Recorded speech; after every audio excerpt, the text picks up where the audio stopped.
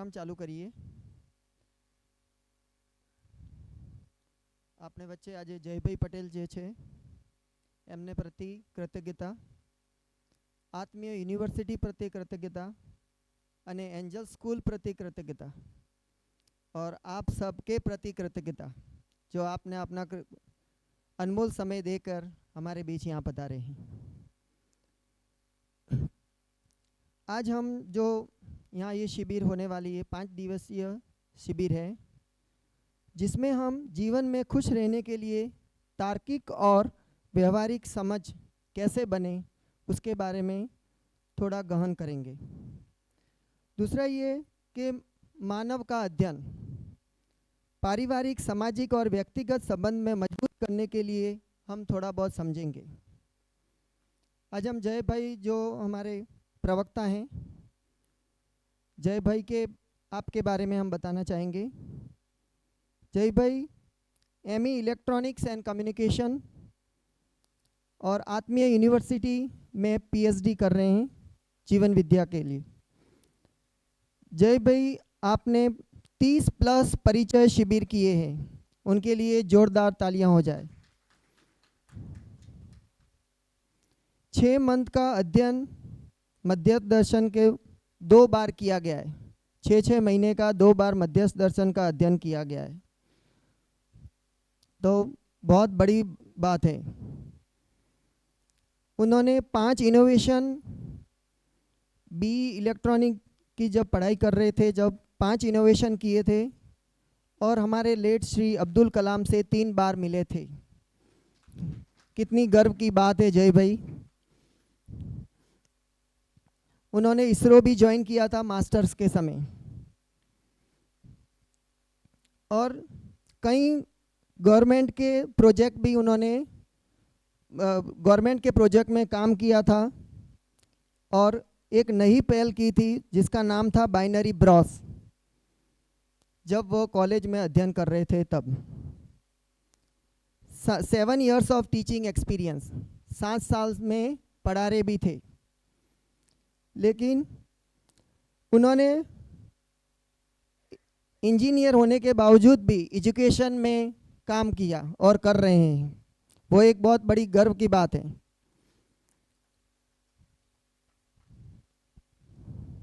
जीवन विद्या का परिचय शिविर लेते हैं आप. विद्यार्थियों को, शिक्षकों को और समाज को सबको संबोधन करते हैं आप. तो मैं जय भाई के प्रति कृतज्ञता व्यक्त करता हूं और धन्यवाद देता हूं कि अपना कीमती समय देकर हमारे बीच में आज पधारे हैं और आत्मीय यूनिवर्सिटी के प्रति कृतज्ञता है जो उन्होंने हमारे जय भाई को यहाँ पर भेजा है और हमको समझ देने के लिए. जय भाई, तालियां हो जाए जय भाई के प्रति.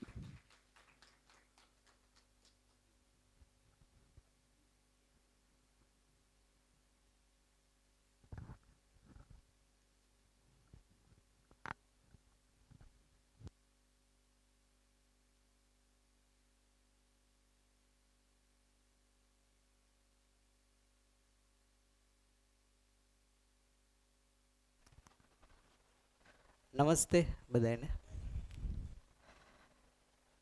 સો તમે બધા આવ્યા અહીંયા મને સાંભળો એ માટે તમારો ખૂબ ખૂબ આભાર અને એન્જલ સ્કૂલનો આભાર, ખાસ કરીને ગિરીશભાઈ, સતીશભાઈ કે જેમને આ પ્રોગ્રામ રાખ્યો અને લગભગ દર વર્ષે કન્ટિન્યુ કરે છે છેલ્લા અમુક ટાઈમથી.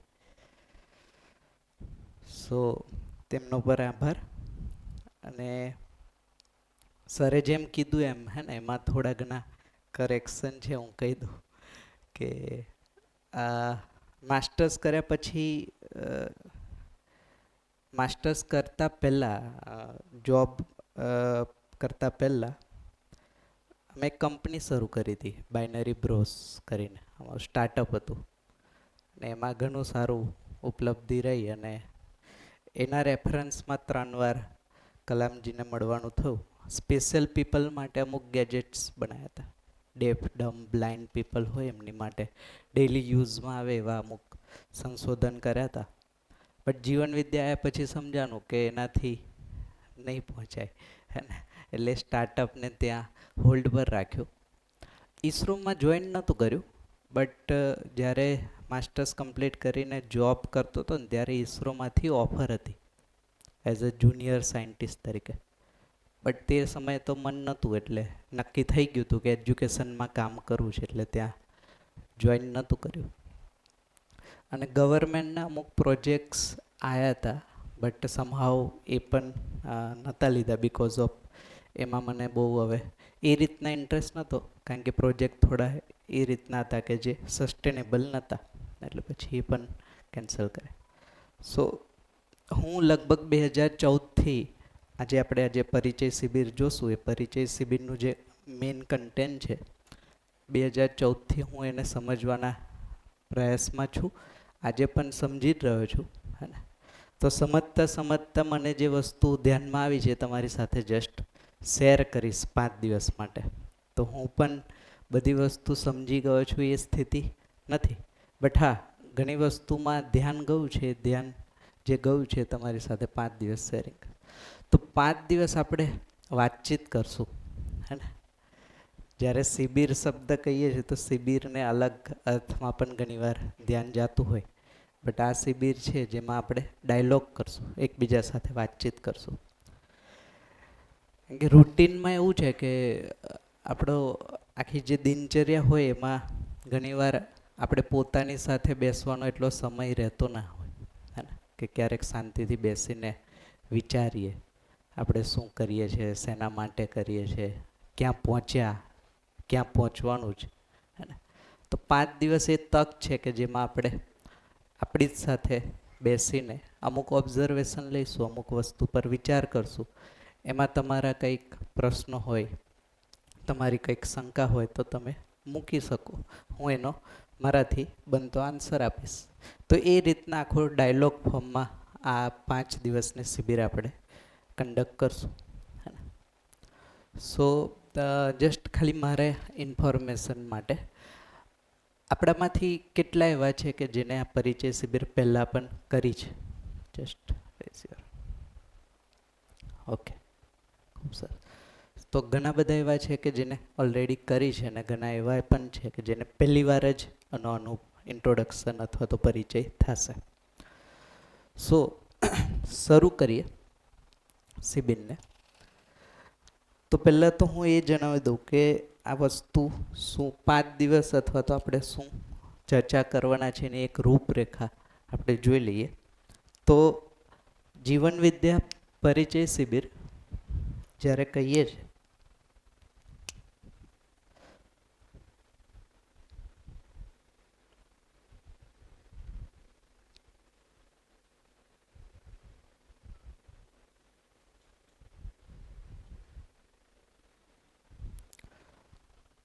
તો અમુક વસ્તુ આપણા ધ્યાનમાં રહે એના માટે કે 5 દિવસ જે પણ વાતચીત કરશું, કોઈ પહેલાં તો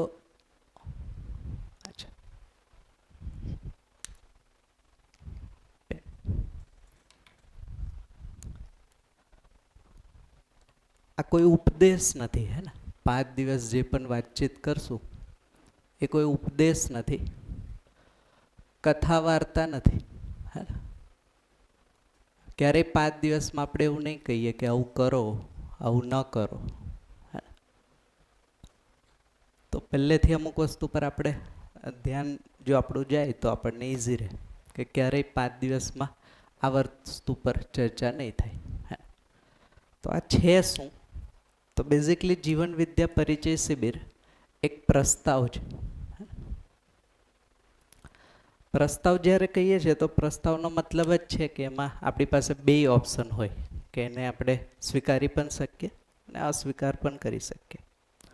તો જીવન વિદ્યા પરિચય શિબિર એ એક પ્રસ્તાવ છે. આ પ્રસ્તાવને આપણે ક્યારેય ડાયરેક્ટલી માનીએ નહીં, હે ને. અહીંયાથી એવો પ્રસ્તાવ છે કે તમારે અહીંયાથી જે પણ કહેવામાં આવે એને માનવું નહીં, આપણે એને ચકાસશું. તો ચકાસશું એટલે કે આપણે એમાં પ્રશ્ન કરશું, તર્ક લગાવશું, વિચારશું. તો અહીંયાથી એવું કહેવામાં આવે છે જે પણ વાત કરશું આપણે 5 દિવસ એને તમે માનશો નહીં. તો આપણે શું કરશું? તો આ પ્રસ્તાવને ચકાસવાનો પ્રયત્ન કરશું.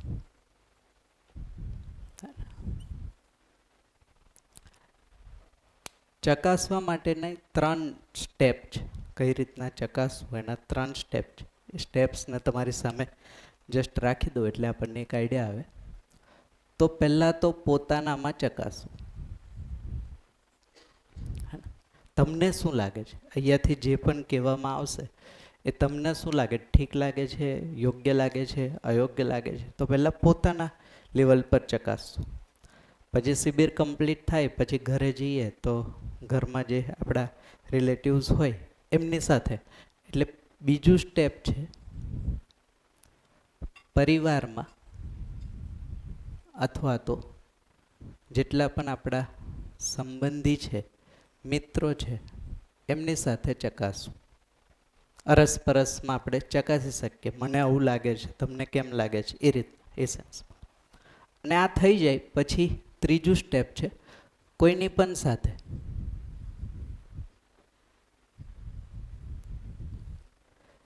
હવે ફરક નથી પડતો કે તમને ઓળખે છે, તમે એને ઓળખો છો કે નથી ઓળખતા, કોઈ પણ સાથે તમે ચકાસણી કરી શકો.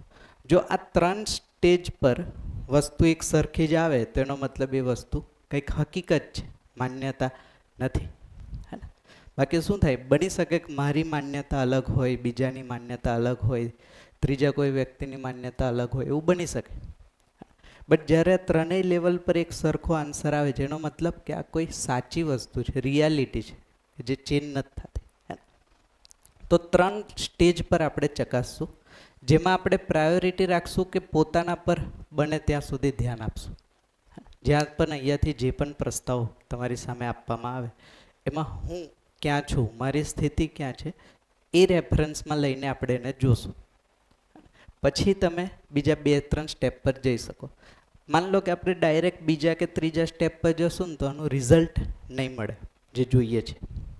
તો આ એક પ્રસ્તાવ છે, આ રીતના આપણે એને ચકાસશું. આ પ્રસ્તાવ કયા આધારે છે એને થોડું જોઈ લઈએ. તો જીવન વિદ્યાનો જે પ્રસ્તાવ છે એ સાર્વભૌમિક છે. સાર્વભૌમિક અથવા તો જેને આપણે કહીએ યુનિવર્સલ વસ્તુ છે. આ ભૂતકાળમાં પણ આમ જ હતી, આજે પણ આમ જ છે, ભવિષ્યમાં પણ આમ જ રહેશે. અહીંયા નહીં, કદાચ કોઈ બીજી પૃથ્વી પર પણ કોઈ માણસ હશે તો એની માટે પણ આ જ રહેશે. તો આ એક સાર્વભૌમિક વસ્તુ છે. સાથે સાથે આ એક તર્કબદ્ધ વસ્તુ છે, લોજિકલ છે. એવું નથી કે મેં કીધું એ પ્રમાણે માનવાનું નથી, એમાં કરો ન કરો એવું ક્યારેય નહીં આવે.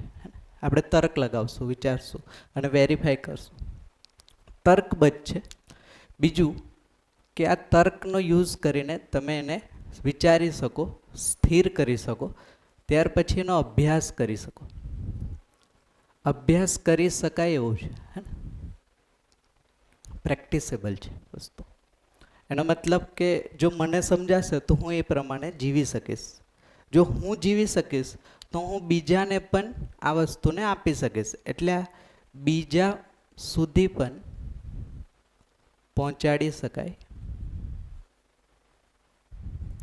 એવી વસ્તુ છે. તો યુનિવર્સલ છે, લોજિકલ છે, પ્રેક્ટિસેબલ છે અને રેપ્લિકેબલ છે, મલ્ટીપ્લાય થઈ શકે એવી વસ્તુ છે. એટલા માટે જ આ વસ્તુને આપણે 5 દિવસ ચર્ચા કરવાના. જો આ ન હોત તો એની ચર્ચા કરવી થોડી ડિફિકલ્ટ છે.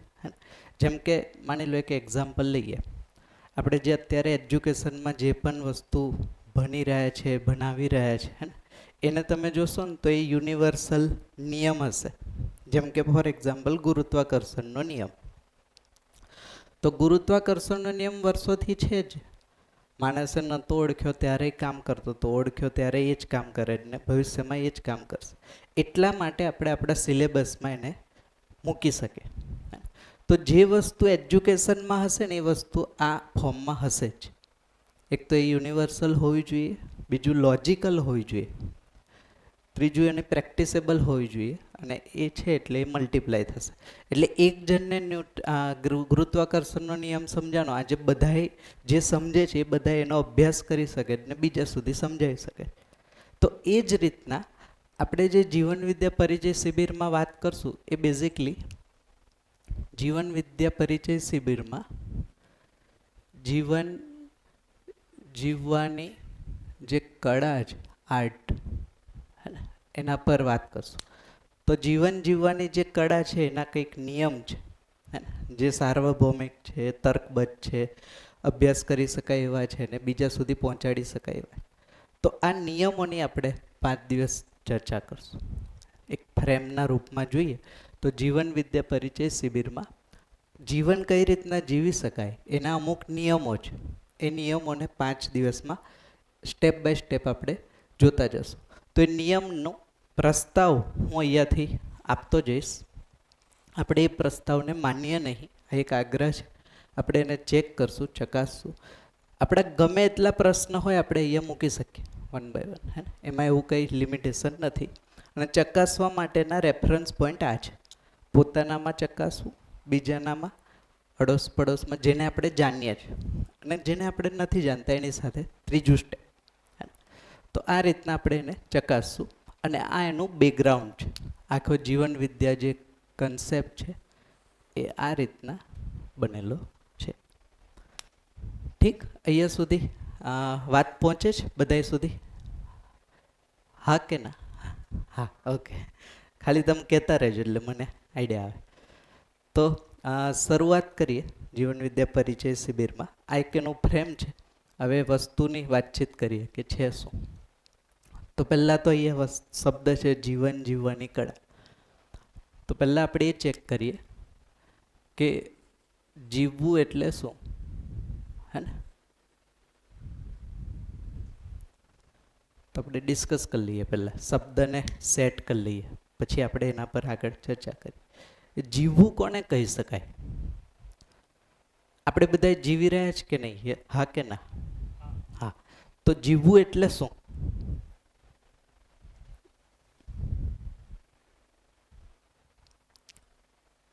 તમે જસ્ટ હેન્ડ રેઝ કરજો, તમારા સુધી માઇક આવી જશે.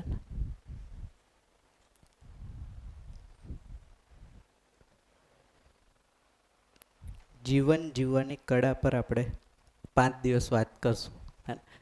એમાં એક શબ્દ છે જીવવું. તો આપણે બધા આટલા વર્ષોથી જીવી જ રહ્યા છીએ. તો જીવવું એટલે શું આપણા મત પ્રમાણે, હે ને?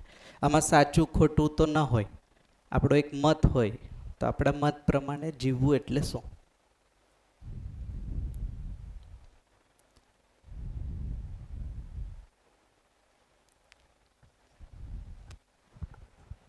હાલો હાલો હા જી.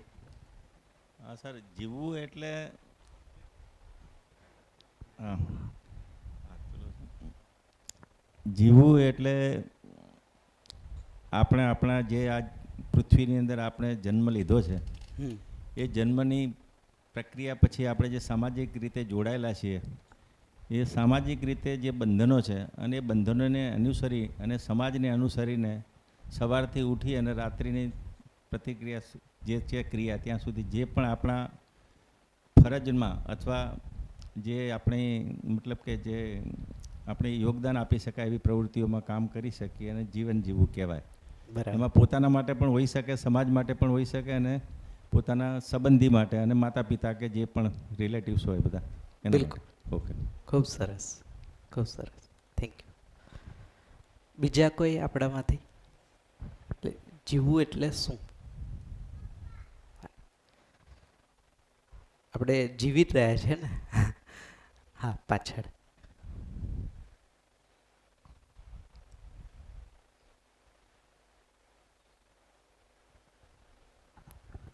હલો, જય શ્રી કૃષ્ણ. જય શ્રી કૃષ્ણ. હું જીવનને એવી રીતે માનું છું કે તમે જે જીવો છો એનાથી બીજા લોકોને પણ ખુશી મળવી જોઈએ. એ લોકોને તમારાથી કોઈ દુઃખ ન થાય અને તમે જીવનમાં આવ્યા છો તો એનાથી લોકોને એટલું કંઈક આપો કે એ લોકો તમારાથી ક્યારેય એમ ન કહે કે ભાઈ મને આવું થયું. અને એમની વાતને એવી રીતે તમે એક્સેપ્ટ કરો કે એમની ભૂલ હોય છતાં પણ તમે હસીને જો એમને કહેશો કે આઈ એમ સોરી, ચલો ત્યાં કીધું બહુ સરસ છે, તો એ જીવન જીવવામાં બહુ મજા આવે છે સાહેબ. જી, ખૂબ Thank you. સરસ, થેન્ક યુ. બીજા કોઈ મિત્રો?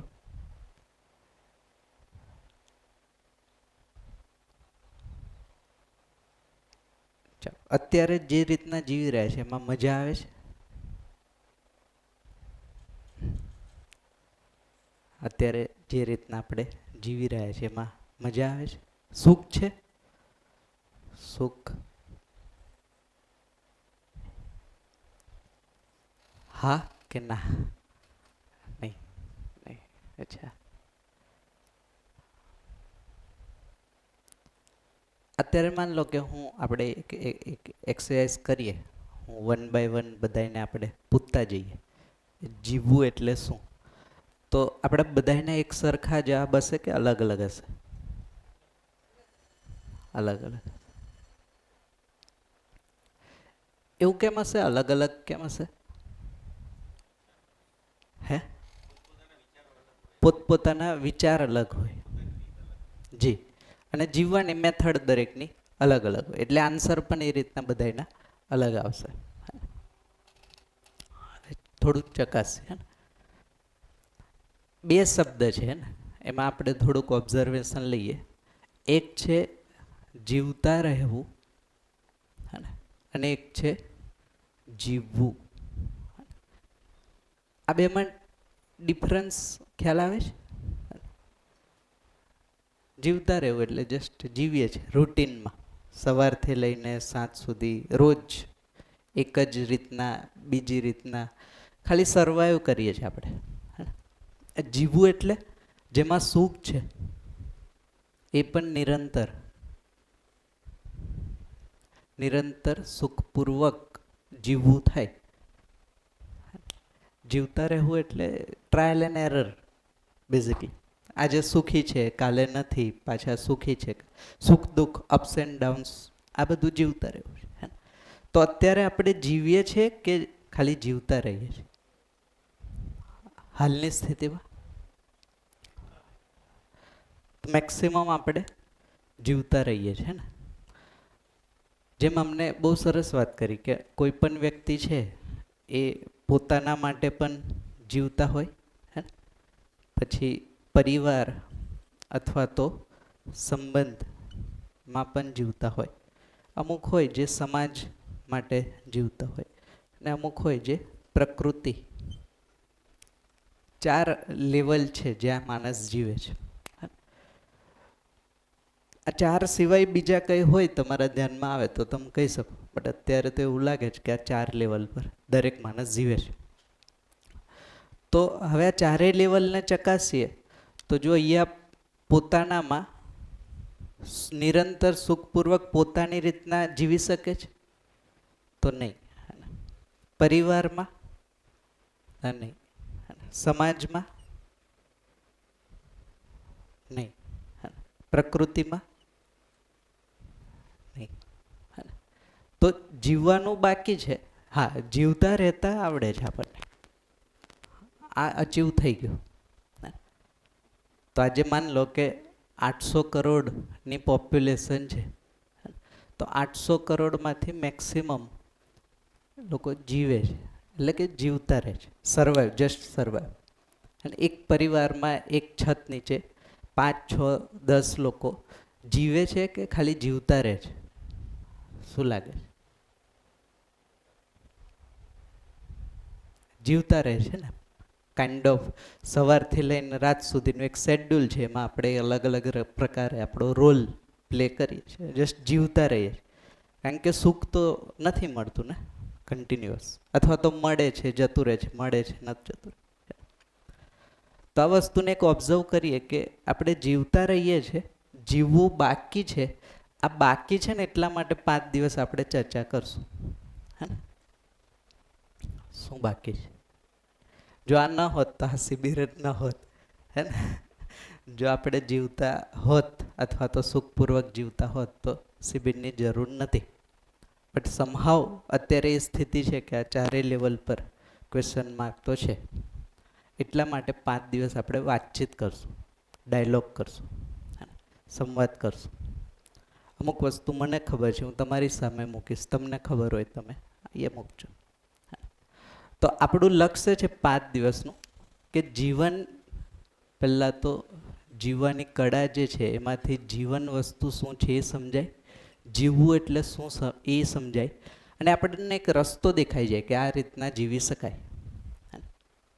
પછી ક્યારથી શરૂ કરવું એ બધું આપણા પર છે.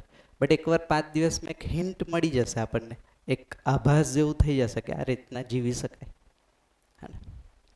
તો આ એક બેકગ્રાઉન્ડ છે કે જીવવાની કળા શીખવાની જરૂર એટલા માટે પડી કારણ કે અત્યારે આપણે સમહાવ જીવતા રહીએ છીએ, ક્યાંક જીવવાનું હજી મિસિંગ છે. અપેક્ષા આ છે ને, આમ જોશો તો દરેક વ્યક્તિની અપેક્ષા છે જીવવું.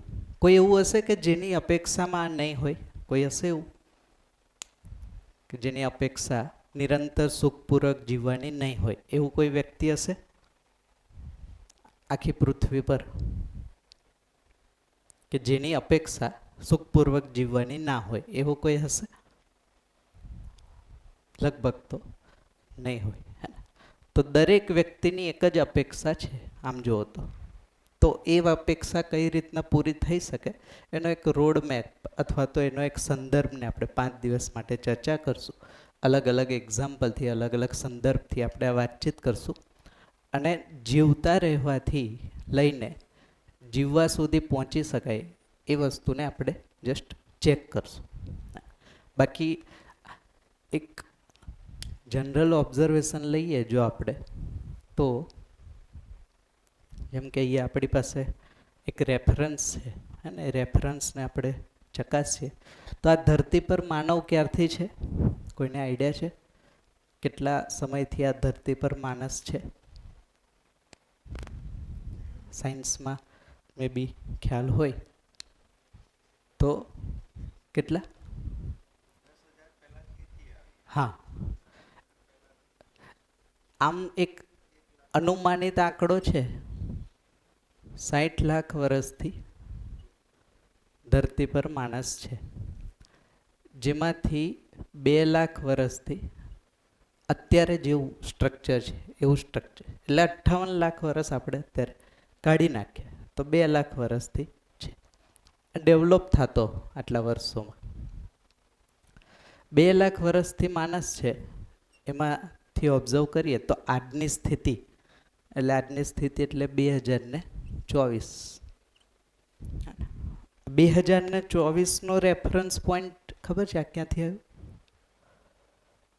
2024 કયા સંદર્ભમાં આપણે કહીએ? 2024 ઈસુ, હે ને? તો બિફોર ક્રાઇસ્ટ, હે ને? એટલે એડી એન્ડ બીસી ત્યાંથી શરૂઆત કરીએ, 0 ત્યાંથી લઈને આજે 2024 વર્ષ થયા. અહીંયાથી હજી પાછળ જઈએ તો 2 લાખ વર્ષ અને આ 2024 એટલે 2 લાખ ને 2024 એ રીતના પ્લસ. આજથી જુઓ તો 12,000 વર્ષ અને અહીંયાથી જુઓ તો 10,000 વર્ષ પહેલાં તમે જેમ કીધું એ પ્રમાણે કૃષિ અથવા તો ખેતી માણસ કરતા થયો. હા, ખેતી કરતા થયો એટલે એની જે સામાન્ય આવશ્યકતાઓ છે એ પૂરી થઈ ગઈ. બધું રોટી કપડાં મકાન જેને કહે છે એ અહીંયા કમ્પ્લીટ થઈ ગયું 12,000 વર્ષ પહેલાં. એનો મતલબ 12,000 વર્ષ પહેલાં એને જીવતા આવડી ગયું, કઈ રીતના જીવી શકાય. ત્યાર પછી જોઈએ તો લગભગ 7,000 વર્ષ, 7,000થી 5,000 વર્ષનો સમય છે. ત્યાં બધા વેદ, વેદાંત, શાસ્ત્રો, ફિલોસોફી, અહીંયા તમે જોશો તો સોક્રેટિસ, પ્લેટો, વેસ્ટર્નમાં ઇન્ડિયનમાં ફિલોસોફર્સ થયા બધા. અહીંયા જ 2,500 વર્ષ પહેલાં લેટેસ્ટ જૈન દર્શન આવ્યું.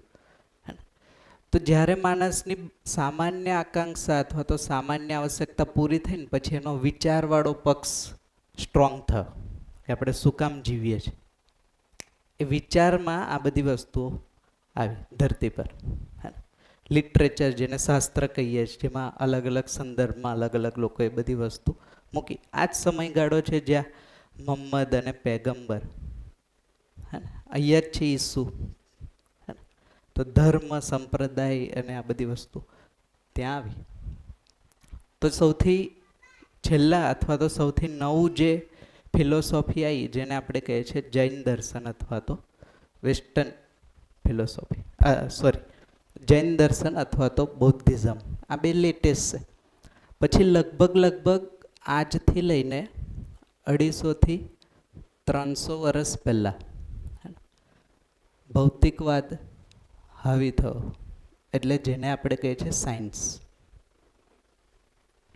સાયન્સ અથવા તો તર્ક અથવા તો ટેકનોલોજીને બહુ કહો તો 250 થી 300 વર્ષ ધરતી પર થાય. અને આપણે જે આ સમજી રહ્યા છે એ લગભગ 75 વર્ષ પહેલાં એક આ નવું અનુસંધાન અથવા તો નવી ડિસ્કવરી થઈ, જેને અત્યારે આપણે જીવન વિદ્યા કહીએ. તો આ એક બહુ સંક્ષિપ્તમાં માનવ જાતિનો એક ઇતિહાસ થયો આજથી જ્યારથી માનવ ધરતી પર છે. આ સંદર્ભ મેં એટલે મૂક્યો આપણી સામે કે આપણે ઓબ્ઝર્વેશન લઈ શકીએ. જેમ કે જ્યારે માણસ ગુફામાં હતો અને આજની સ્થિતિ છે, આ બે સ્થિતિમાં તફાવત શું આવ્યો અથવા તો શું ડિફરન્સ પહેલાં અને આજમાં? ગુફામાં હતો ત્યારથી લઈને આજે આપણે ઘરમાં છે, એમાં બેઝિક ડિફરન્સ શું છે?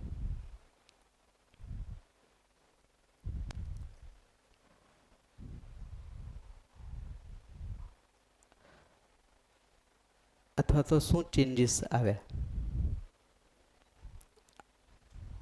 2 લાખ વર્ષ પહેલા અને આજે? હા જી. ઓકે, તો વિચારસરણી બદલાય એટલે રહેવાની પદ્ધતિ, જીવવાની પદ્ધતિ બદલાય. ખૂબ સરસ. હા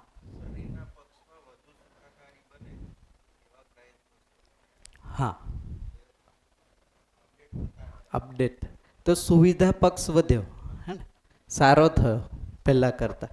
પહેલાં ગુફામાં રહેવું પડતું, આજે સારા એવા ઘરમાં રહે તો પ્રોટેક્શન સારું થયું એટલે સુવિધા વધી.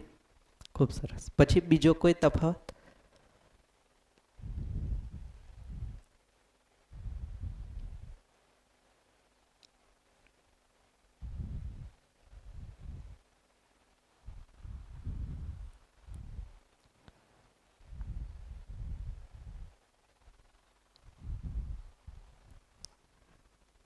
બીજો કોઈ તફાવત આપણા ધ્યાનમાં આવતો હોય કે શું કર્યું આપણે 2 લાખ વર્ષથી?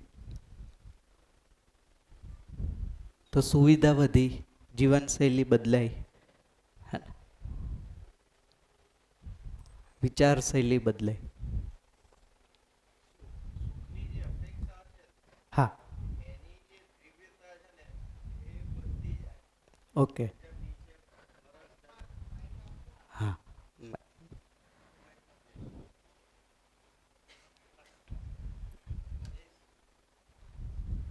સુખની જે ચાહના છે ને એ આમ જોવા જઈએ 2 લાખ વર્ષ પછી નીચે જેમ આવીએ છે 2024 સુધી, તેમ તેમ ચાહના વ્યક્તિગત વધતી જાય છે એવું લાગે છે, આભાસ. શું બધાને આવું જ લાગે છે? શું લાગે છે? ધીમે ધીમે સુખની ઈચ્છા અથવા તો ચાહના વધતી જાય છે. ચાલો એને સમજીએ થોડું. આપણે આ સંદર્ભ એટલા માટે લઈએ છીએ કારણ કે જીવવાની કળા શીખવા માટે આપણે જીવીએ છીએ, જીવતા રહીએ છીએ એ ખબર પડી. બટ હવે બીજો ક્વેશ્ચન, જીવવું શું કામ? શું કામ જીવવું જોઈએ? કોઈ કીધું એટલે જીવીએ છીએ કે જન્મ લીધો એટલે જીવીએ છીએ? જીવવું શું કામ? જીવવાની પદ્ધતિ તો પછી આવે, સેકન્ડરી પાર્ટ. પહેલો મૂળ પ્રશ્ન છે શું કામ જીવવું?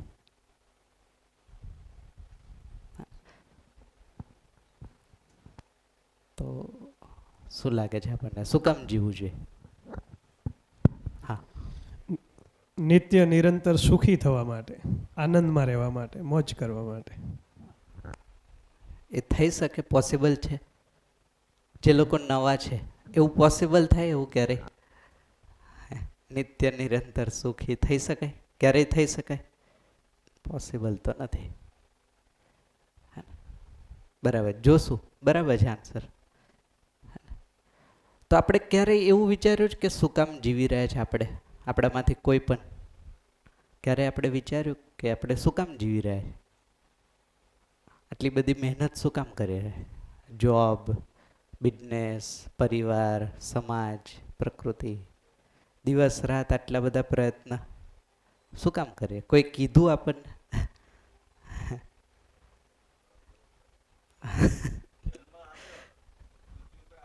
હા, ઉપરવાળાના હાથમાં છે. હવે જે સમયે આપણે જન્મ લીધો એના પછી આપણા હાથમાં, મૃત્યુ તો આપણા હાથમાં નથી, તો ત્યાં સુધી આપણે તો બેઝિકલી જીવવું જ પડે. નહીંતર શું કરો? સુસાઇડ કરો? કેમ હાથમાં નથી? હાથમાં જ છે. અત્યારે ચાહીએ તો આપણે સુસાઇડ કરી જ શકીએ. શું વાંધો આવે? કે કંઈક વાંધો આવે? હે? આ અનમોલ છે પણ દેખાતું જ નથી. ક્યાં અનમોલ છે? તમે કહો છો અનમોલ છે. એક તો જન્મ લીધો ત્યારથી માંડીને દેખાદેખી, એક દેખાદેખીથી જીવીએ છે, અને થોડાક સમજતા થયા એટલે જવાબદારી નિભાવવા માટે જીવતા હોઈએ એવું લાગે છે. અગેન તમે એની પર વાત કરી કે આપણે કઈ રીતના જીવીએ છીએ. હા. પ્રશ્ન એ છે કે જીવવું જ શું કામ જોઈએ? તો જન્મ લઈ લીધો, ચાલો એ તો આપણા હાથમાં નહોતો, હે ને? આપણી ચોઈસ નથી જન્મ લેવો ન લેવો. આ લઈ લીધો પછી જીવીએ શું કામ?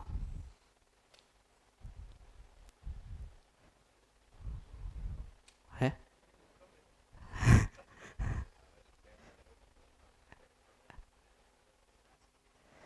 બટ મેં એવું કહું છું, એ કોને કીધું? માન લો નહીં રહીએ તો શું થશે? શું ફરક પડી જશે? જો જવાબદારી નહીં લઈએ તો શું ફરક પડી જશે?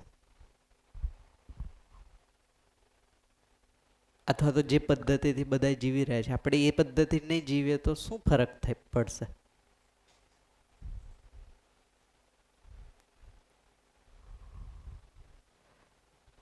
કોઈ જગ્યાએ આપણને ક્યારેક કોને કીધું કે આપણે જીવવું જોઈએ? એવું કોઈ શીખવાડ્યું તો છે નહીં કે જીવવું જોઈએ. બટ તે છતાંય આપણે એફર્ટ તો કરીએ છીએ, દિવસ રાત પ્રયત્ન તો કરીએ. તો શું કામ કરીએ છીએ એને ચેક કરીએ.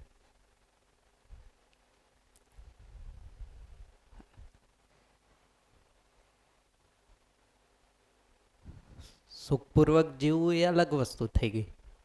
પહેલા મૂળ પ્રશ્ન તો એ છે કે જીવીએ છે શું કામ?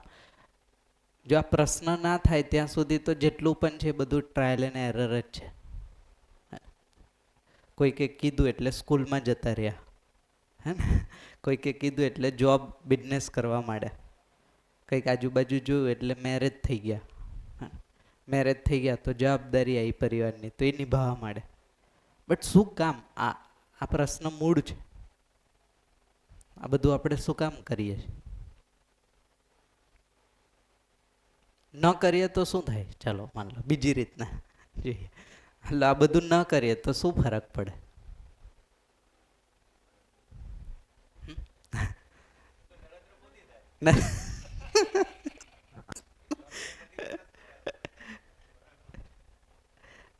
કાંઈક તો લેશે જ ને જવાબદારી. કોઈ વ્યક્તિ, તમે જ કીધું હે ને, 4 લેવલ પર માણસ જીવે જ છે, હે ને? પોતાના માટે જીવશે, પરિવાર માટે જીવશે, કોઈક સમાજ માટે જીવશે, કોઈક પ્રકૃતિ માટે.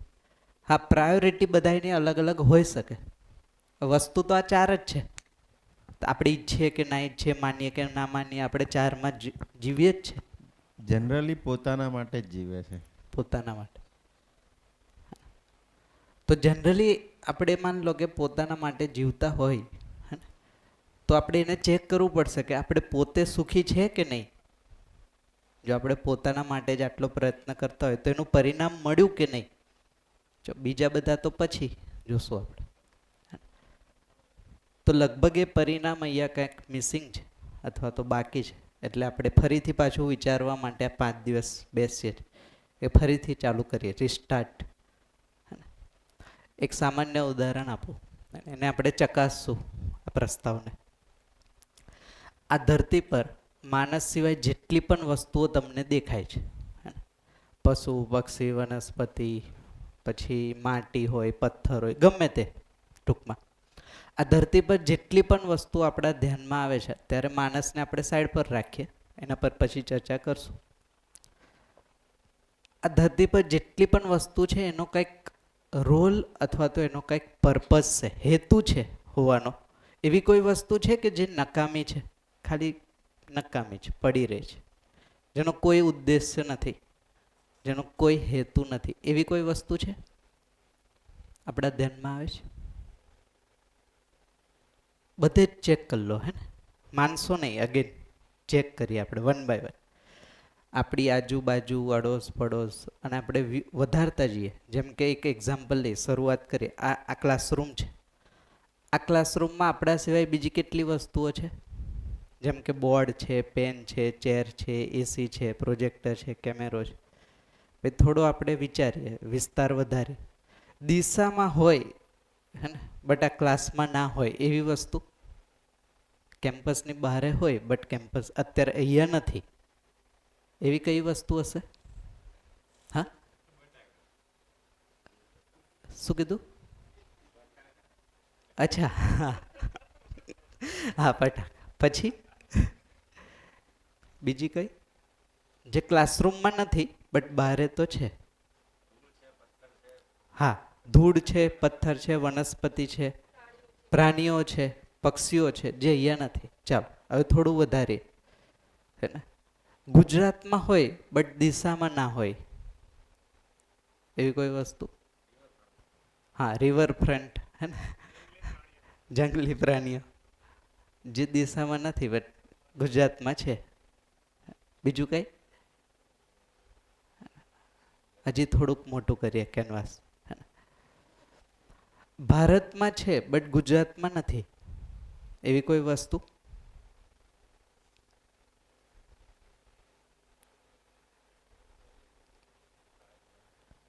હે? તાજમહેલ. તાજમહેલ ગુજરાતમાં, અરે ભારતમાં છે બટ ગુજરાતમાં નથી.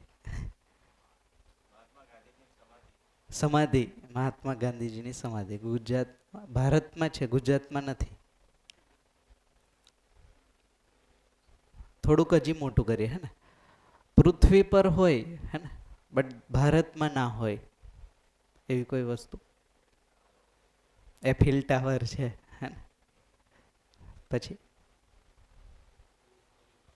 Burj Khalifa. હા, ધરતી પર છે પણ ભારતમાં નથી. હવે થોડું મોટું કરીએ, હે ને? બ્રહ્માંડમાં હોય બટ ધરતી પર ના હોય એવી વસ્તુ? હે? ગ્રહોમાં વસ્તુ શું હશે? તો એ ધરતી પર નથી? છે. મેં એવું પૂછ્યું છું, ધરતી પર ના હોય બટ બીજા ગ્રહોમાં હોય, બ્રહ્માંડમાં હોય એવી વસ્તુ? સૂર્ય. તો સૂર્યમાં વસ્તુ શું છે? હાઇડ્રોજન ને હિલિયમ, હે ને? તો એ તો ધરતી પર છે કે નહીં? છે. પ્રમાણમાં વધતા ઓછા પ્રમાણમાં હોય. તે તો છે જ ને, ધરતી પર નથી. ધરતી પર શૂન્યાવકાશ તો છે. બીજી કોઈ વસ્તુ?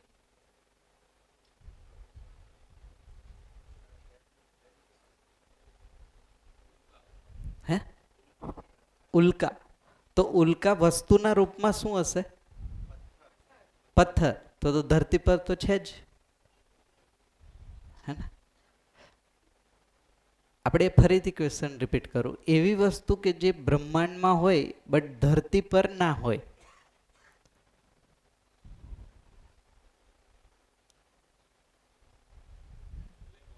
Black hole. બ્લેક હોલ વસ્તુના રૂપમાં શું છે? વસ્તુ શું છે?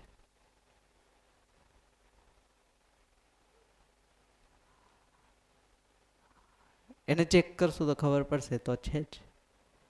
બ્લેક હોલ પહેલા તો વસ્તુ છે કે હાઇપોથેસિસ છે એ ચેક કરવું પડશે, હે ને?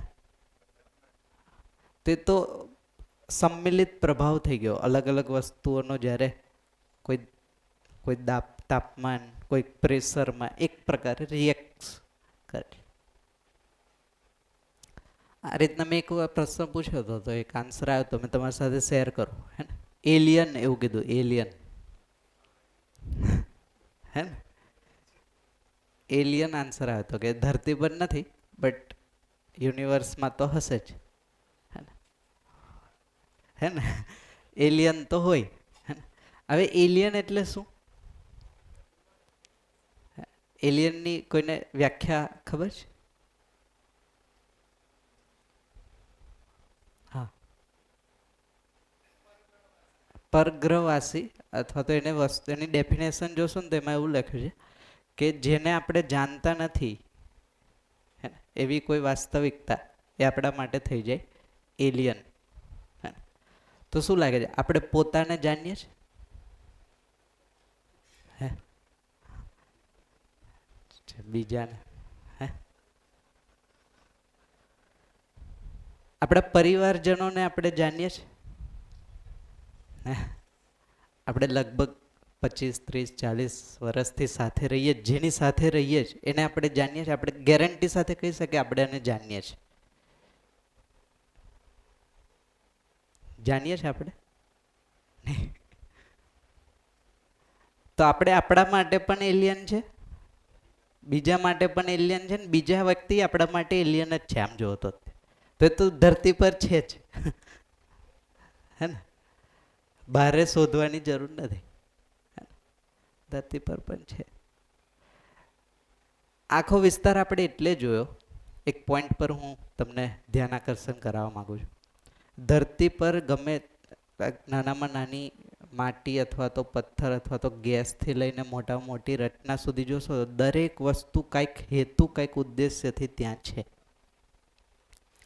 આપણે લેબમાં બન્યા છે કે આપણે જે તે સમયે પ્રાકૃતિક વિધિથી ધરતી પર આવ્યા છો? માણસ જે છે એ નેચરલ વસ્તુ છે કે મેનમેડ લેબમાં બનેલી વસ્તુ છે? નેચરલ વસ્તુ છે.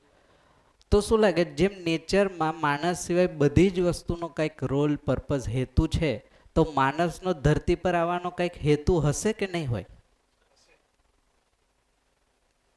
હો જ જોઈએ. હા, એવું બની શકે, કદાચ મને ખબર નથી, એવું બની શકે, બટ હેતુ તો છે જ. કારણ કે એટલા એ તરફથી કહી શકાય કારણ કે આપણા સિવાયની જેટલી પણ વસ્તુઓ છે દરેકનો હેતુ છે. તમે એક વસ્તુ ફાઇન્ડ કરીને તમે જુઓ કે જે એમનેમ હોય, નકામી હોય, જેનો કોઈ જ ઉદ્દેશ્ય ના હોય, જે નુકસાન કરતી હોય, બીજા સંદર્ભમાં જુઓ તો જેનો કોઈ રોલ નથી, એવી કોઈ વસ્તુ ધ્યાનમાં આવતી હોય તો જણાવો. હા, તમે કદાચ વિચારતા હશો પણ કહેતા નથી હે ને, અથવા તો તમારા મગજમાં હશે બટ બોલતા નથી, ખબર નથી.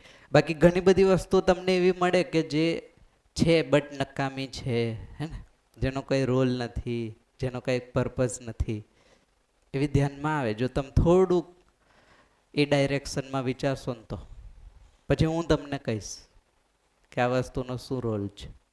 તમે મને કહેજો, તમે એવું કહો છો હે ને કે દરેક વસ્તુનો કંઈક ઉદ્દેશ્ય છે, કંઈક રોલ છે, તો પછી હું તમને પૂછીશ કે તમે આ વસ્તુનો મને રોલ કયો. અથવા તમને ના ખબર હોય તો તમે કયો.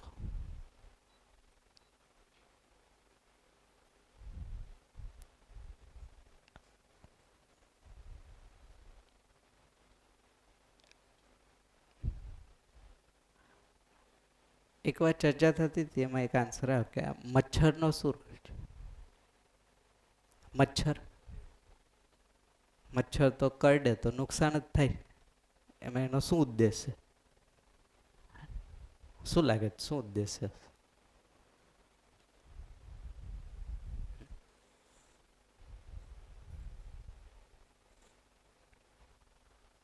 પછી એકવાર એવું ડિસ્કશન થયું તો એવો કંઈક પ્રશ્ન હતો કે ઉધઈનો શું રોલ છે? તો નુકસાન જ કરે છે, લાકડું ખાઈ જાય, ફર્નિચર ખરાબ થાય, તે તો નુકસાન જ કરે. બીજી ભાષામાં તો એનો શું રોલ હશે? શું લાગે? એક બે ઉદાહરણ મેં તમને આપું, પછી તમે વિચારજો એ બાજુ, અને કંઈક મળે એવી વસ્તુ તો તમે કહેજો. તો પૃથ્વી પર જેટલી પણ વસ્તુ છે, જેટલી પણ વસ્તુ કહીએ જ્યારે એનો મતલબ વાસ્તવિકતા, હે ને? એ ઘન, પ્રવાહી, વાયુ ગમે તે હોઈ શકે. તો પૃથ્વી પર જેટલી પણ વસ્તુઓ છે દરેક વસ્તુનો કાંઈક રોલ છે, કાંઈક પર્પસ છે. નકામી વસ્તુ એ કંઈ છે જ નહીં. હા, એવું બને આપણને ન ખબર હોય. જેમ મેં વાત કરીએ, જેમ કે ફોર એક્ઝામ્પલ, આ જ એક્ઝામ્પલને કન્ટિન્યુ કરીએ, ઉદય છે, હે ને? ઉદય. તો ઉદયનો શું રોલ છે? તો ધ્યાનથી એને ઓબ્ઝર્વ કરશું ને એના આખા બિહેવિયરને, એટલે ખ્યાલ આવશે આપણને. જેમ કે આ ધરતી જે છે આપણે જ્યાં રહીએ છીએ, જેને આપણે ભૂમિ કહીએ છીએ બેઝિકલી, એ ભૂમિની અંદર બીજા ઘણા બધા લેયર છે, 5-6 લેયર હોય અને વચ્ચે ગર્ભ હોય. તો એ લેયરમાં દરેક વસ્તુનો એક પ્રમાણ અથવા તો એનો જથ્થો હોવો જરૂરી છે, અનિવાર્ય છે સંતુલન માટે. આટલા પ્રમાણમાં પાણી હોવું જોઈએ, આટલા પ્રમાણમાં લોખંડ હોવું જોઈએ, આવું જરૂરી છે. તો જ આ ધરતી આ રીતના રહેશે, બાકી ડિસ્ટર્બ થઈ જાય. એ જ રીતના ધરતીની અંદર અમુક લેવલ સુધી લાકડાનો જથ્થો હોવો અનિવાર્ય છે. હવે માન લો આપણે ડે બાય ડે, પહેલાં તો શું હતું, વનસ્પતિ પછી જંગલ ડેન્સ હતા, એટલે એના મૂળ જમીનની અંદર હોય એટલે જથ્થો બેલેન્સ થઈ જાય, ભરપાઈ થઈ જાય. બટ હવે જે રીતના કટિંગ થઈ રહ્યા ટ્રીઝ, હવે એ બેલેન્સ નથી થતું, એટલે શું કરે, પ્રકૃતિએ બેલેન્સને બનાવવા માટે એક પ્રકારનો જીવ ઉત્પન્ન કર્યો, જેને ઉદય કહીએ છીએ. એ શું કરે, ધરતીની બહાર આવે, લાકડું લઈને પાછું ધરતીમાં અંદર આપીને બેલેન્સ કરે. આ એનો રોલ છે, પર્પસ છે. તો લાકડાના જથ્થાને સંતુલનમાં રાખવા માટે આવા અમુક જીવ છે. આપણને આ વસ્તુ ના ખબર હોય તો આપણા માટે એ પ્રોબ્લેમ છે. તો આપણે એની ઉદયની દવા ગોતશું, હે ને, ઉદય કેમ ન આવે. બટ તે છતાં એ ઉદય આવે જ, હે ને. પરમેનન્ટ સોલ્યુશન નહીં મળે ક્યારેય, જ્યાં સુધી એ વસ્તુનો રોલ નહીં. હવે મને સમજાઈ ગયું કે આ શું કામ આવે છે. તો હું શું કરીશ કે જથ્થો બેલેન્સ રહે એની માટે પ્લાન્ટેશન કરીશ. પ્લાન્ટેશન થાય એ જગ્યાએ પછી ધીમે રહીને ઉદય જેવી વસ્તુ ખતમ થઈ જશે, એની જરૂર નહીં પડે, એટલે ત્યાં નહીં આવે. ચોક્કસ વાત સાચી. જી, એમાં થોડું ઉમેરું હા, કે જમીનમાં છે ને એક કાર્બન રેટ આવે છે, જી, જે લેબોરેટરીમાં ચેક થાય. જે જમીનનો કાર્બન રેટ નીચો હોય ત્યાં સતત ઉદય રહે છે. અને તમે જેમ કીધું કે લકડામાંથી કાર્બનને પ્રસ્થાપિત કરે છે. બિલકુલ. અમારી એક ભૂલકા સ્કૂલ છે, ત્યાં આગળ ગ્રાઉન્ડમાં ઉદય બહુ છે, પણ અમે એક મિયાવાકીનો એક પટ્ટો 12 ફૂટનો મિયાવાકી જંગલનો પટ્ટો બનાવ્યો સરાઉન્ડિંગ. તો ત્યાં બિલકુલ ઉદય નથી. કેમ કે 2-1.5 ફૂટના ગાળામાં એક પ્લાન્ટ છે. લગભગ ત્યાં આગળ 1000 જેવા પ્લાન્ટ છે સરાઉન્ડિંગ. તો તેમાં ઉદય છે જ નહીં. અચ્છા, હા, એટલે એ પણ એ વાત તો એકદમ પરફેક્ટ એનું પ્રમાણ છે આપણી પાસે, આપણી હે જોડે. ને? કે જ્યાં એ વસ્તુ પૂરી થઈ જશે જરૂર, ત્યાં આ વસ્તુ નહીં આવે. તો આ પરમેનન્ટ સોલ્યુશન થઈ ગયું. ટેમ્પરરી કદાચ આપણે આખી જિંદગી કરશું તો એ રહેશે જ. જ્યાં સુધી ઉદ્દેશ્ય અથવા તો લક્ષ્ય ખબર નહીં હોય ત્યાં સુધી ટેમ્પરરી સોલ્યુશન આવશે. તો મેં એ વાત કરતો હતો કે ધરતી પર નાનામાં નાના કીટકથી લઈને મોટામાં મોટા પહાડ પર્વત સુધી દરેક વસ્તુનો કંઈક રોલ છે, કંઈક પર્પસ છે, કંઈક ઉદ્દેશ્ય છે, અથવા તો કંઈક હેતુ છે. તો આપણે એવું માનીએ કે 60 લાખ વર્ષથી આ ધરતી પર માણસ છે, તો આ 60 લાખ વર્ષથી આપણો રોલ, ઉદ્દેશ્ય, હેતુ શું છે?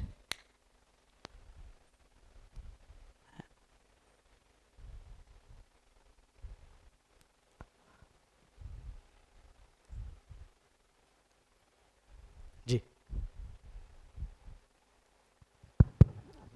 જે રીતે પ્રકૃતિના બધા જીવ બીજાના માટે કાર્ય કરે છે, એ જ રીતે માનવનો પણ રોલ એ જ છે કે એ પ્રકૃતિની સેવામાં લાગેલો રહે. જી, એક આ થયો. હે ને?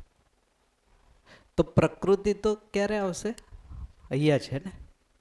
અને પોતાનો પણ કંઈક હશે ને એમાં રોલ. પરિવારનો પણ એમાં કંઈક રોલ હશે, સમાજનો પણ. તમે એક પક્ષની વાત કરી, બરાબર? સામાન્યતઃ હું પ્રકૃતિ એટલે એવું સમજુ કે આપણે પણ પ્રકૃતિના જ અંગ છીએ. એટલે પોતે, પરિવાર, સમાજ આ બધા એક પ્રકૃતિના જ અંગ છે. એટલે આવશે તો બધું જ, બધું. પણ કોને આપણે પ્રેફરન્સ આપીએ છીએ પોતાના સ્વાર્થ માટે આપીએ છીએ તો પરિવાર પણ દુઃખી થાય છે. જી કદાચ પોતાના પરિવાર માટે કરો તો સમાજ માટે નથી કરી શકતા. એટલે આગળ વધતા વધતા સહજ દરેકને ન્યાય આપી શકાય એ પ્રકારનો આપણો એક પ્રયત્ન હોવો જોઈએ. બરાબર છે. ખૂબ સરસ. એક તમે આ જેમ કે આ 10-20 રૂપિયાની પેન પરચેસ કરશો હે ને, તો એની પાછળ તમે જોશો ને તો અહીંયા યુઝર મેન્યુઅલ કઈ રીતના યુઝ કરવું, આ કઈ રીતના બની છે એ બધું લખેલું હોય. મોબાઈલ લો ને તો એમાં પણ સાથે આવે યુઝર મેન્યુઅલ, આ કઈ રીતના યુઝ કરવું અને કેમ વિચારવું હે ને. હવે તમે વિચાર કરો 60 લાખ વર્ષથી 5, 6, 7 ફૂટની હાઈટ, 40, 50, 60 કિલોનું વજન લઈને આપણે શું કરીએ આપણને ખબર જ નથી. નો કોઈ યુઝર મેન્યુઅલ નથી. જન્મથી લઈને મૃત્યુ સુધી ક્યારેય કઈ કોઈ યુઝર મેન્યુઅલ, કોઈ સ્ટ્રક્ચર. આમાં એક પ્રશ્ન થાય છે હા કે આપણું જે આ મધ્યસ્થ દર્શન છે જીવન વિદ્યા, જેમાં આપણે શરૂઆત જ એવી રીતે કરી કશું માનવું નહીં. બિલકુલ. તો મેન્યુઅલ હોય તો માનવું જ પડે ને. અને કદાચ મને એવું લાગે છે કે આપણા જે શાસ્ત્રો છે, આપણા સંતો છે, જી એમને જીવનના કોઈ સિદ્ધાંતો, નિયમો, મેન્યુઅલ બનાવ્યા જ છે. જી અગર એ પ્રમાણે જીવન જીવીએ તો સારી રીતે જીવી શકાય છે. પણ છતાંય આપણી શરૂઆત એવી રીતે જ છે કે માનવું નહીં, ચકાસવું. હા એટલે આને પણ થોડું ઇન્ક્લુડ કરજો. બિલકુલ.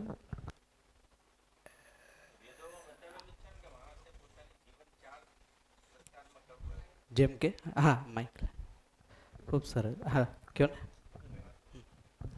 વેદોની અંદર બતાવેલું જ છે કે મનુષ્ય જ્યારે જન્મે એના પછી એના 4 જે એના પાર્ટ પડે છે, એનું બચપન છે, જુવાની છે, એનું જે ઇન્કમ માટેનો મધ્યમ આશ્રમ. અને આ એ આશ્રમ છે, એ 4 આશ્રમના મને એક્ઝેક્ટ નામ ખ્યાલ નથી, પણ એ 4 આશ્રમ એ વેદોએ પ્રસ્તાવિત કરેલા છે કે તમારે આ સિસ્ટમથી જ ચાલવું તો બરાબર. તમે મનુષ્ય પોતાની રીતે જીવન જીવી શકે. પણ હવે આપણે જીવન જીવવાની અંદર આપણે પોતાના માટે સુખ અથવા પરિવાર માટે સુખ ક્યારે ઉત્પન્ન કરી શકીએ એ આપણે વિચારવાનું રહ્યું. જી. તો એમનો કહેવાનો મતલબ છે કે આપણી પાસે ઓલરેડી મટીરિયલ તો છે જ હે ને, બટ એક્ઝિક્યુટ નથી થતું, જીવવામાં નથી આવતું. તો પ્રશ્ન એ જ છે કે કેમ એવું થયું, અથવા તો શું રીઝન હશે. એટલે સ્વભાવ કેટલાક ફેમિલીમાં થયું આ વસ્તુ, થાય હા પણ એમ રેપ્લિકેબલ કહેવાય ને, હા જે મલ્ટીપ્લાય થવું જોઈએ એવું નથી થયું એમ. નથી થયું. પરંપરામાં નથી કહેવાનો મતલબ હે ને. એક બીજા શબ્દમાં કહીએ કે જેમ કે આજે ઘરની પરંપરા છે, ઘર બનાવતા માણસને આવડી ગયું, આજે ઘર બને છે, સમાજમાં છે. ગાડી ચલાવતા આવડે છે, ગાડીની પરંપરા છે. હે ને? પરિવારની પરંપરા છે. શું લાગે કે દિવસે ને દિવસે પરિવાર ખતમ થવા પછી ડે બાય ડે જો તો પરિવારની સ્થિતિ તો નબળી છે. માન લો કે આ જ રીતના ચાલ્યું તો આજથી અમુક વર્ષ પછી પરિવાર જેવી વસ્તુ જ નહીં હોય. સમાજની પરંપરા છે. તો હા આમ જુઓ તો કહેવા માટે સમાજ છે, બટ જે અર્થમાં માનવ સમાજ છે એની પરંપરા તો નથી. હવે જે રીતના અત્યારની નવી જનરેશન જે રીતના ચાલે છે એમાં માન લો કે અત્યારે જે રીતના થોટ પ્રોસેસ છે એમને મેરેજ જ નથી કરવા. હે ને? જ્યારે મેરેજ જ નહીં કરે તો આગળ જતા શરીરની પરંપરા ખતમ થઈ જશે.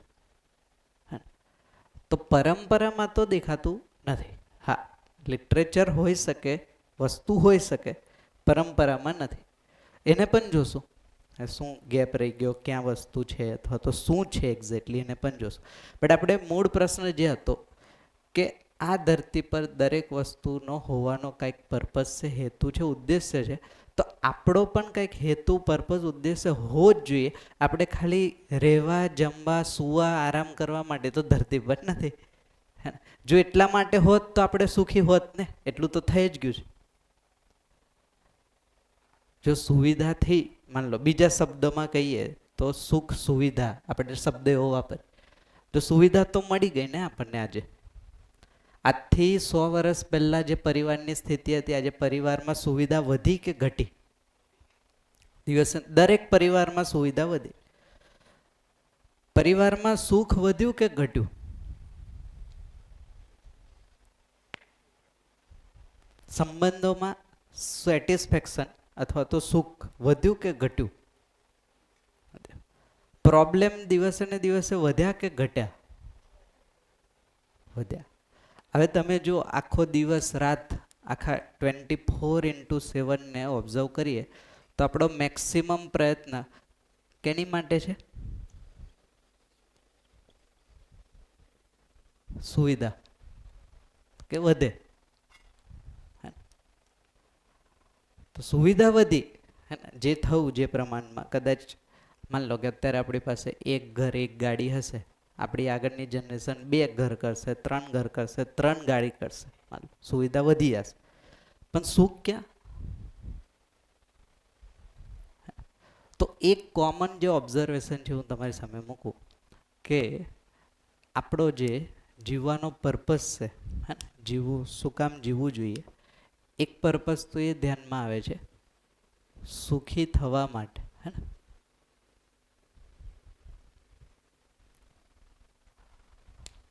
એક તો આ વસ્તુ ધ્યાનમાં આવે છે અને આપણે ચેક કરીએ અત્યારે વારંવાર. તો જીવવાનો જે હેતુ છે એ છે સુખી થવા માટે જીવીએ છીએ. હવે તમે ચેક કરીએ આપણે 1 by 1. કોઈ વ્યક્તિ પહેલા રિવર્સ ચેક કરે. કોઈ વ્યક્તિ એવું છે કે જે દુઃખી થવા માટે પ્રયત્ન કરતું હોય? આટલા બધા લોકો છે એમાંથી એક પણ વ્યક્તિ એવો તમારા ધ્યાનમાં આવે કે જે જાણી જોઈને દુઃખી થવા માટે પ્રયત્નશીલ હોય?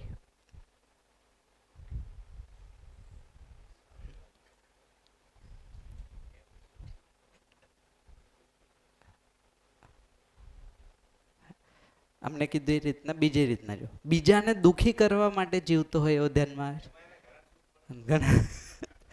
તો અલ્ટિમેટલી તો સુખી થવા માટે જ કરે છે ને. એમાં સામેવાળો વચ્ચે આવી જાય છે.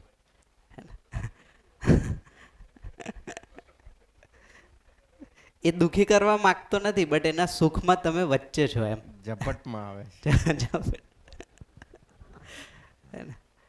તો માનસ જાતિનો જે ઉદ્દેશ્ય છે અથવા તો આપણો જે ઉદ્દેશ્ય છે ધરતી પર હોવાનો, એક જ છે, એ છે સુખી થવું અને સુખી કરવું. પહેલાં તો સુખી થવું, હે ને, કરવાવાળો પક્ષ તો ડિફોલ્ટ છે, એમાં તમારો મારો કોઈ રોલ નથી. આપણે જે કરી શકીએ છીએ આ છે સુખી થઈ શકીએ, અથવા તો સુખી નથી તો દુઃખી રહી શકીએ, હે ને. આ બેમાંથી એક જ છે, એમાં તો ઓપ્શન નથી કહેવાનો મતલબ. આ કયા આધારે કહી શકાય પહેલાં તો એને ચેક કરીએ અને આ પ્રસ્તાવને એકવાર ચેક કરીએ. તો નિયમ છે, માણસ જે પણ કંઈક કરતો હતો 40 લાખ 60 લાખ વર્ષથી, આજે જે પણ કંઈક કરી રહ્યો છે અને ભવિષ્યમાં પણ જે પણ કંઈક કરશે એ માત્ર ને માત્ર સુખી થવા માટે જ કરે છે. અને પહેલાં આપણે ચેક કરીએ, હા, આ નિયમને આપણે ચેક કરીએ. આમાં કંઈક ગેપ દેખાય, આમાં કંઈ સુધારો કરવાની જરૂર હોય, કોઈ એવું ધ્યાનમાં આવતું હોય તો તમે કહો, તો આપણે એને ડિસ્કસ કરી લઈએ.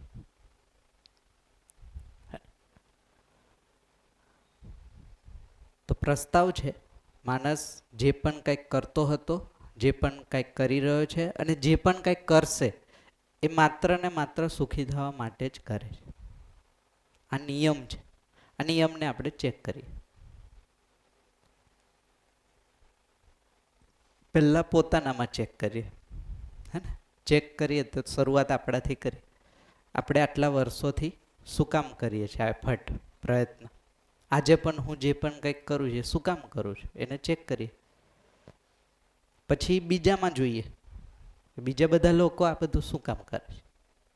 ડઝન્ટ મેટર એ સારું કરતો હોય, ખરાબ કરતો હોય, પોઝિટિવ હોય, નેગેટિવ હોય, એનાથી કોઈ ફરક પડતો નથી. જે પણ કંઈક કરે છે પ્રવૃત્તિના રૂપમાં એ માત્ર ને માત્ર સુખી થવા માટે કરે છે. આ એક પ્રસ્તાવ છે, એને આપણે ચેક કરીએ.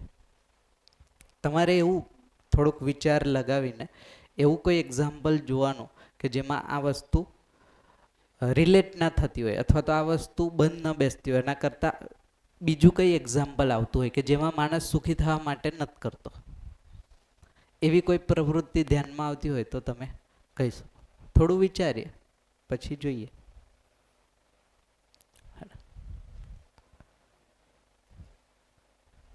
દાખલા તરીકે આતંકવાદી છે જી, એ એની પ્રવૃત્તિ કરે, હા, પછી ઘણીવાર રિગ્રેટ થાય એટલે દુઃખી તો થાય જ ને. દુઃખી તો થાય જ. તે સુખી થવા માટે તો નથી એવું કહેવાનો મતલબ, હે ને. તે શું કામ કરે છે? અને આપણે એને ચેક કરી લઈએ. જેમ કે નિયમ છે, માણસ જે પણ કંઈક કરે છે એ માત્ર ને માત્ર સુખી થવા માટે કરે. તો કોઈને મારીને શું સુખ મળતું હશે?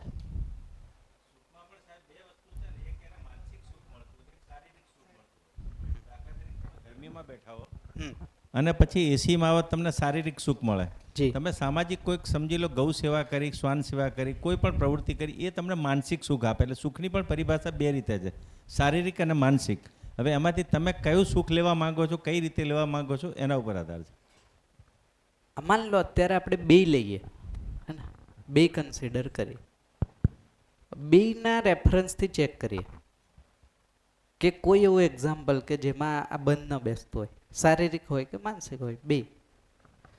શારીરિક સુખ એકચ્યુઅલી એ સુખ નથી, એ સુવિધા છે બેઝિકલી. સુખ માનસિક છે ને, સુખ વસ્તુ છે કે ભાવ છે? ભાવ છે. એટ મીન્સ એ વસ્તુ તો માનસિક થઈ ગઈ. હા, એનું એક્સપ્રેશન શરીરથી હોઈ શકે. એ કમ્ફર્ટનેસ જેને આપણે કહીએ છીએ, બેઝિકલી એ કમ્ફર્ટનેસ સુવિધાવાળો પક્ષ છે. પણ એને હું સુખ માની શકું એ મારા પર છે કે શાંતિ મળે. હા, શાંતિ મળે. તો એનો મતલબ મેં શરીર સાથે સુખને માની લીધું, સુવિધા સાથે સુખને માની લીધું. બરાબર છે. તો કોઈ પણ લેવલનું સુખ હોય, શારીરિક, માનસિક, કોઈ પણ, ચેક કરીએ કે આપણે જે પણ કાંઈક કરીએ છીએ એ એના માટે જ કરીએ છીએ કે નહીં. બીજો પણ જે પણ કાંઈક કરે છે એના માટે જ કરે છે કે બીજું કંઈ છે, એને ચેક કરીએ. હા, તમે સામાન્યતઃ આપણે જે સુખ મેળવવાનો પ્રયત્ન કરીએ છીએ, મૂળા જીવન વિદ્યા એ જ શીખવાડે છે કે સમજણ વગર સુખ મેળવવાનો પ્રયત્ન એટલે દુઃખને આમંત્રણ આપવું. જી. ભલે શારીરિક લેવલે હોય કે માનસિક લેવલે હોય, હમ. કોઈ પણ ક્રિયા સુખ મેળવવા માટે કરી અને જો એમાં પૂરતી સમજણ, એફર્ટ નહીં હોય હા. તો અંતિમ પરિણામ દુઃખ છે. હા, મને આવી સમજણ. વાત તો બરાબર છે, તમે જે કહો છો એમાં કંઈ વાતમાં તો બરાબર છે. બટ આ નિયમને આપણે જે ખાસ કરીને જે લોકો પહેલી વાર શિબિર કરે છે, હે ને, ફર્સ્ટ ટાઈમ જે લોકો વર્કશોપ કરે છે, એ લોકો ચેક કરીએ, આપણે ચકાસીએ કે શું આવું છે કે આ કોઈ એક પ્રકારનું લોજિક છે. એક તો રિયાલિટી હોવી અને એક તર્ક હોવું, આ બેમાં ડિફરન્સ છે. તો વાસ્તવિકતા આ જ છે કે આ ખાલી એક પ્રકારનો તર્ક છે, ને ચેક કરીએ આપણે. તો ફરીથી રિપીટ કરું છું, માણસ જે પણ કંઈક કરતો હતો, આજે જે પણ કંઈક કરે છે અને ભવિષ્યમાં પણ જે પણ કંઈક કરશે એ માત્ર ને માત્ર સુખી થવા માટે કરે છે. આ એક નિયમ છે, એને આપણે ચેક કરીએ. તમારે એ ચેક કરવાનું કે હું પહેલાં કરતો તો એ શું કામ કરતો, આજે હું જે પણ કંઈક કરું છું એ શું કામ કરું છું, અને ભવિષ્યના મારા જે પ્લાનિંગ છે એ પણ કયા અર્થમાં છે, એ આપણે પહેલાં આપણા લેવલે ચેક કરીએ. પછી બીજાના લેવલે ચેક કરીએ કે બીજો વ્યક્તિ આ કરે છે તો શું કામ કરે છે. તો આ રીતના આપણે ચેક કરીએ અને એમાં તમને કંઈક એવો ગેપ દેખાય કે આ એક્ટિવિટીથી માણસ સુખી તો થતો નથી, તો પછી આ શું કામ કરતો હશે. તો આ નિયમ એવું લાગે કે આપણને બંધ બેસતો નથી, એવી કોઈ જગ્યા લાગે તો તમે જણાવો. જેમ એક એક્ઝામ્પલ આવ્યું કે જેમ કે આતંકવાદી છે, તો આતંકવાદી એનો મતલબ છે કે જે એક્ટિવિટીમાં જોડાયેલો એનાથી એને શું સુખ મળતું હશે? શું લાગે, શું સુખ? કોઈને મારીને અથવા તો કોઈને હર્ટ કરીને આપણને શું સુખ મળે? હા, એને કઈ જે સૂચનાઓ મળી છે, માન્યતા બંધાઈ છે કે મને પેલી હૂર ને એ બધા મળે, સ્વર્ગ ને જન્નત મળે, એના એ ભવિષ્યની સુખાકારી માટે હા, એ કામ કરે. એટલે મૂળ એ વાત. હા, વર્તમાનમાં ધન મળે, હા, એના કારણે. તો જેમ એમને કીધું કે અલ્ટિમેટલી એને માન્યું છે ને કે આવી એક્ટિવિટી કરવાથી અલ્ટિમેટ સુખ મળશે, જેને એને જન્નત કહે છે, સ્વર્ગ કહે છે, જે પણ કહે છે. તો અલ્ટિમેટ સુખ માટે જે કરવું પડે એ કરે છે. ભલે એક ખોટું છે, ખરાબ છે, એની ચર્ચા નથી કરતા અત્યારે, તો પછીની વાત છે. બટ જેને જેનામાં સુખ માન્યું છે એ વસ્તુ માટે એફર્ટ કરે છે. સમજો, હવે જે પણ વ્યક્તિને તમે જોશો તમને આ જ ધ્યાનમાં આવશે. આના સિવાય કંઈ બીજું ધ્યાનમાં આવતું હોય તો તમે કહો, અને આપણે ચેક કરી લઈએ. જી. हेलो सर, कोई एक लड़का था, वो लड़की से प्यार करता था, ठीक है। तो तब तक तो वो दोनों प्यार में थे, जी पर लड़की ने बाद में उसको धोखा दे के वो चली गई या वॉट एवर फैमिली सर्कमस्टांसेस, तो बाद में वो उसका जान का दुश्मन बन जाता है, उसके मुंह पे एसिड फेंकेगा या कुछ ऐसी घटनाएं हम सुनते हैं समाज में। तो व्यक्ति तो एक ही है, लड़की वही थी, तो बाद में वो लड़का ऐसा क्यों चेंज हो जाता है? તો જેમ કે અત્યારે તમને ગુજરાતી તો સમજાય ને વાંધો હા ઓકે તો જેમ કે એમાં તમે જોશો તો પહેલાં એ વ્યક્તિની સ્વીકૃતિ હતી હે ને જે ગર્લફ્રેન્ડ હતી કે જે એનો બોયફ્રેન્ડ એકબીજાની સ્વીકૃતિ હતી કે આ મારો છે આ મારી છે જે સમયે એક્શન ચેન્જ થયું ને સ્વીકૃતિ ચેન્જ થઈ ગઈ હવે આ મારો નથી અથવા તો આ મારી નથી એ જે અસ્વીકૃતિનો ભાવ છે એ વિરોધ ઉત્પન્ન કરે અને એ વિરોધનું જે રિએક્શન છે એ રિએક્શન તમે જે કીધું કે કોઈ કેસમાં એસિડ ફેંકે કોઈક કેસમાં બીજી રીતના હર્ટ કરે કોઈક કેસમાં ત્રીજી રીતના તો એ વિરોધના રિએક્શન છે એટલે સંબંધ જ્યાં સુધી સમજાય નહીં ત્યાં સુધી રિએક્શન તો આવશે જ સ્વીકૃતિ રહેશે ચેન્જ થશે રહેશે ચેન્જ આપણે જ ચાલો એ તો બહારનું એક્ઝામ્પલ થયું પરિવારમાં જ તમે જુઓ પરિવારમાં જેની સાથે આપણે આટલા વર્ષોથી રહીએ શું એક જ સરખી સ્વીકૃતિ છે એની કે ચેન્જ થયા કરે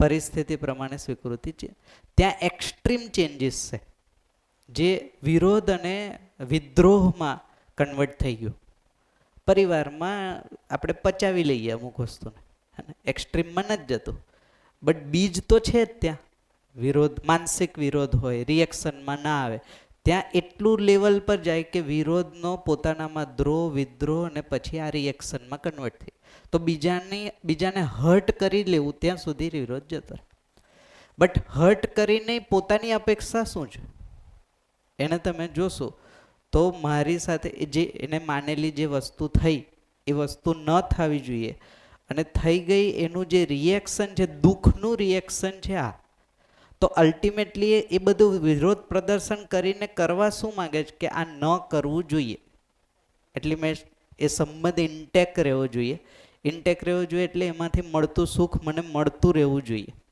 બટ નથી મળતું તો એના અલગ અલગ અલગ રિએક્શન છે તો હર્ટ કરીને અથવા તો આ એક્શન કરીને પણ પોતાના વિરોધને શાંત કરવાનો એક પ્રયત્ન છે સામેવાળા વ્યક્તિ એટલે મને એવું લાગે કે મેં એને કદાચ હર્ટ કરી દઉં ખીજાઈ જાઉં કોઈકને આ કરું તે કરું એનાથી મે બી મારો અંદરનો જે આવેશ છે એ આવેશ શાંત થઈ જાય આવેશ શાંત થાય એટલે હું રિલેક્સ થઉં એટલે મને સારું લાગે તો અલ્ટિમેટલી તો એ સુખ જેવું જ લાગે એટલે મેં એ એક્ટિવિટી કરું જ્યાં સુધી બદલો નહીં લઈ લઉં ત્યાં સુધી મને ચેન નહીં પડે એવું જે આપણે સાંભળતા હોય તો છે શું એ અંદરનો જે ઇનર રિએક્શન છે એ મને શાંત નથી રહેવા દેતું તો એને મેં એક સમય શાંત કરીશ એટલે સુખી થઈશ એ મેં માન્યું હશે એ પ્રમાણે હશે ડિપેન્ડ્સ ઓન અલગ અલગ બિલીફ બધા એની માન્યતાઓ પણ કરે છે તો પોતે સુખી થવા માટે જ અત્યારે હું બહુ જ ડિસ્ટર્બ છું આ ડિસ્ટર્બન્સને શાંત કરવા માટે મેં એવું માન્યું હોય કે મેં તમારા પર તમને હર્ટ કરીશ ને તો જ મને ચેન આવશે તો હું એ જ કરીશ ને પછી મને એવું લાગે કે હું આની સાથે આમ કરી લઈશ તો મને શાંતિ મળશે તો હું એ કરીશ એ બધાના એ દરેક જણના અલગ અલગ માન્યતા પ્રમાણે અલગ અલગ રિએક્શન આવશે કોઈ ખીજાય ત્યાંથી શાંત થઈ જાય હે ને કોઈ ગુસ્સો કરી લે પછી રિલેક્સ કોઈ ગુસ્સાથી શાંત ન થતું કોઈક એનાથી ઉપર જાય ને જેમ કે આ એસિડ ફેંકવું મર્ડર કરવું ત્યાં સુધીના રિએક્શન હોય બટ અલ્ટિમેટલી પછી એને શું લાગે છે કે હા પણ એ કેવું છે રિલેક્સેશન તમે જોશો તો બહુ જ ક્ષણિક છે ક્ષણિક એટલે ટેમ્પરરી એવું લાગે પછી જ્યારે ધ્યાન જાય ત્યારે પાછો વધારે દુઃખી થાય છે વ્યક્તિ બટ બેભાન અવસ્થા જેવું છે એક પ્રકારે રિએક્શન આવ્યું ને મેં કંઈક કરી લીધું બટ હેતુ તો એ જ છે કે હું શાંત થાઉં અથવા તો મને શાંતિ મળે સુખ મળે શબ્દ કોઈ પણ પ્રયોગ કરી શકે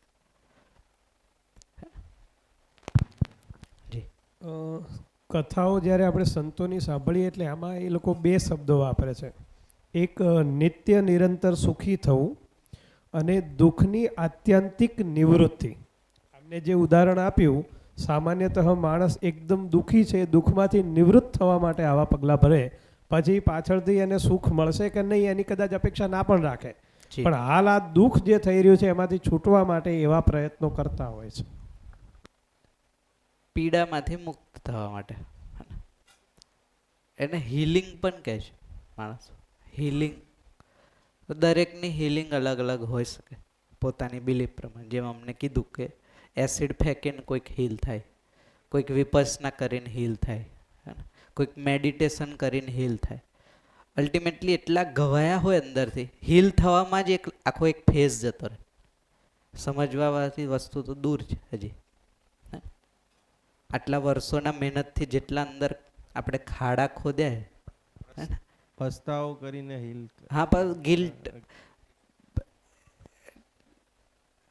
હીલિંગ થાય છે, સુખી નહીં થાય.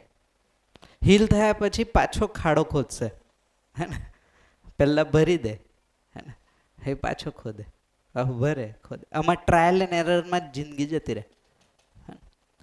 તો આપણે ચેક કરશું હે ને, કેટલો સમય છે આપણે.